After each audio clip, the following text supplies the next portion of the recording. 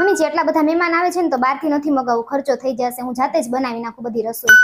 મારું સપનું તો ત્યારે જ પૂરું થઈ ગયું જ્યારે મેં તમારા નામનું મંગલસૂત્ર પહેર્યું ને ત્યારે જ.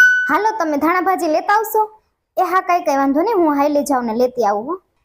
મમ્મી ચાલ્યો બધા મારા ઘરેણા તમે રાખો, કેમ કે મારું છે ને કઈ નોકી ના હોય, મારાથી સચવાય નહીં ને એટલે.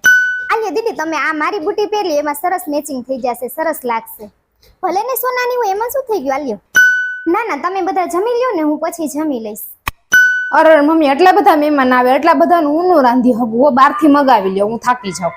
તમારી હારે લગ્ન કર્યા પછી તમારી જિંદગી બરબાદ થઈ ગઈ હવે. ધાણા ભાજી લેવા હું નથી જાતી હો, હું થાકી જાઉં હાલી હાલી. નાને ફોન કરો એ આવશે ને તે લેતા આવશે. ના રે ના, મારે મારા ઘરેણા કોઈને નથી દેવા. બાપા વેચી નાખે તો પછી મારે કોને કહેવા જાવ, મને કોણ લઈ દે, કોઈ નો લઈ દે. ના ના દીદી એમાં મેચિંગ એક બુટી નહીં હોય. ના રે ના, વ્હાઈટ કોણ જોવે, વ્હાઈટ જોવે તો આપણે ભીખા રહી ખાઈ લેવાનું હોય.